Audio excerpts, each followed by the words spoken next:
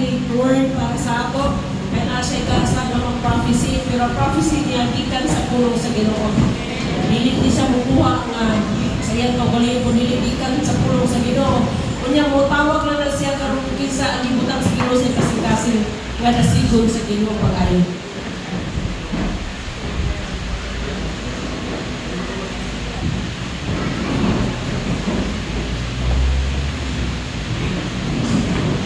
Hallelujah. Dalayo ng Diyos. Yeah, thank you, Lord. Thank you, Lord. Praise. We came back to Philippines after 14 years. So, human sa sulod sa 14 katuig, nakabalik nausab kami din sa Pilipinas. Yeah, it's an amazing time. So, kamanga-mangha ang Ginoo sa panahon nga niabot sila din yung napila. There is a lot of many things in Cagayan or in Mindanao. So, daghan na kaayo no, sulod sa 14 katuig, daghan na kayo nahitabo nga panghitabo din sa Cagayan de Oro, din sa Mindanao. Yes, it's the words of God. And today, words of God, this church is 1 Corinthians chapter 3, from verse 6 and to 9. Someone will read the Bisaya Bible. Naamay Bisaya ng Biblia, ako masahon, kung Bisaya ng Biblia, pagkilibasa. Sige, basahin. So, Corinthians. 1 Corinthians chapter 3, verse 6, 9. 1 Corinthians chapter 3 verse 6 to 9. 1 Corinthians chapter 3 verse 9. Basahan nato kay mao kini ang mensahe sa Ginoo dali nga iglesia. Sa inyong tanan as a church. Yan. Okay. Bisaya. Kaya gusto siya Bisaya. Dapat yung Bisaya na igsoon. Okay. Chapter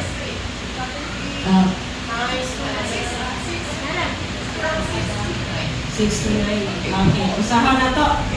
Basahan mo kayo ni Pastora? Basahan. Ako ang nagpugas sa bini. Ako ang nagpugas sa bini. Si Apollos ang nagbisbis sa tanom, apan ang Dios mao ang nagpatubo niini. Dili importante ang nagpugas o ang nagbisbis, kundi ang Dios kay siya man ang nagpatubo sa tanom. Walay kalahinan ang nagpugas sa nagbisbis, nagtihan sa Dios ang matag-usa kanila, sumala sa iyang nahimo.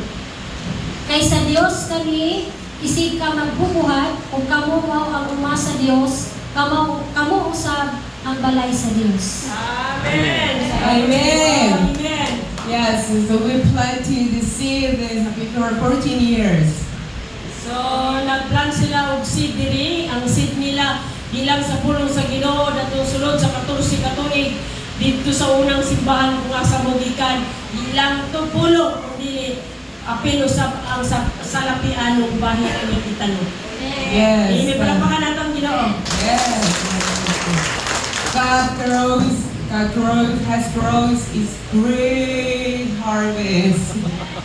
God has grown great harvest. Okay. So, ang Ginoo magapausog kaninyo magahatag siya kaninyo mga kalag para daani nga simbahan. Amen. May dako nga harvest, may dako nga ani nga pagabuhaton sa Ginoo dani nga iglesia. We never seen that. We never seen that people we cannot expect. So wag gid ko damha nga makita nako nga gani mga dagwaya o gani nga naghanon nga mga membro dani nga iglesia. Amen. Amen. Verse 9 is we are co-workers in God's service. So kita mga magbubuhat diha sa Ginoo sa iyang ubasan. And you are God's field and God's building. O kamo ang field o kaumahan. Kamo kaumahan o kamo ang ano man yung kingdom, ano man yung House.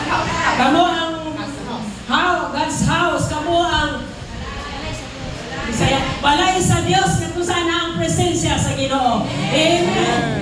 We are co-worker in Jesus Christ. Kita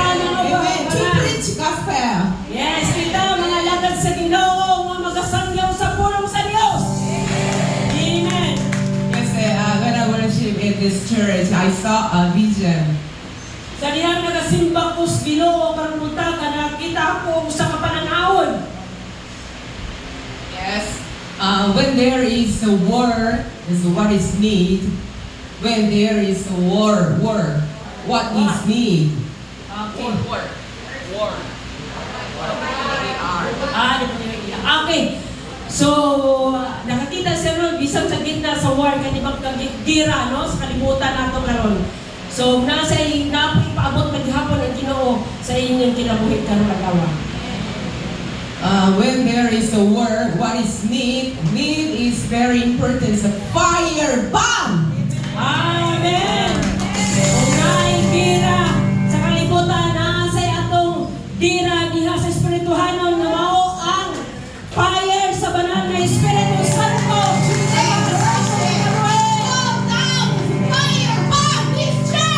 Ang kalayo sa banal sa Espiritu Santo nagababaog, nagapanlihok dali nga iglesia. Yes, this church need the Holy Spirit fire bomb. One. So sa matag usa